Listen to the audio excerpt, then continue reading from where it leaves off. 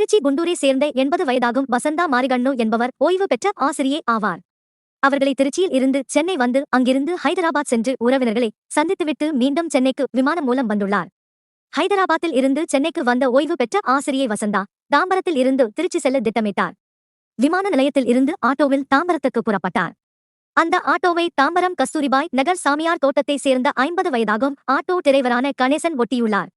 இதனிடையே தனியாக வந்த ஓய்வு பெற்ற ஆசிரியை வசந்தாவை மிரட்டி பணம் பறிக்க கணேசன் திட்டமிட்டுள்ளார்.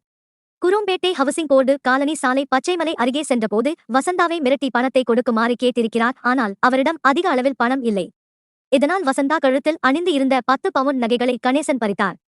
பின்னர் அவரை ஆட்டோவில் இருந்து கீழே தள்ளிவிட்டு அங்கிருந்து தப்பிச் சென்று விட்டார்.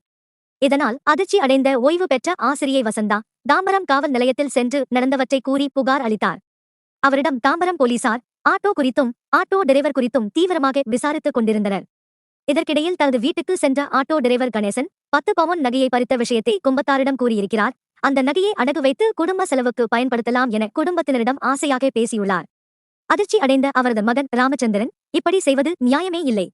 நம்மை நம்பி வந்தவரை மோசம் செய்யக்கூடாது என்று தந்தையை கடுமையாக திட்டியுள்ளார். பின்னர் நகையுடன் தனது தந்தையுடன் தாம்பரம் காவல் நிலையத்துக்கு வந்திருக்கிறார். அங்கிருந்த போலீசாரிடம் விவரத்தை கூறி தந்தையையும் அவர் பறித்த நகையையும் போலீசாரிடமே ராமச்சந்திரன் ஒப்படைத்தார். ராமச்சந்திரனின் நேர்மையை பார்த்து ஆச்சரியமடைந்த போலீசார் அவரை வெகுவாக பாராட்டினார்கள். அவரது தந்தை கணேசனை கைது செய்தனர். தவறு செய்தது தனது தந்தை என்றாலும் நேர்மையாக தனது தந்தையை போலீசிடம் ஒப்படைத்த ராமச்சந்திரனை தாம்பரம் மாநகர போலீஸ் கமிஷனர் அபின் தினேஷ் மொதக் நேரில் அழைத்து பாராட்டினார்.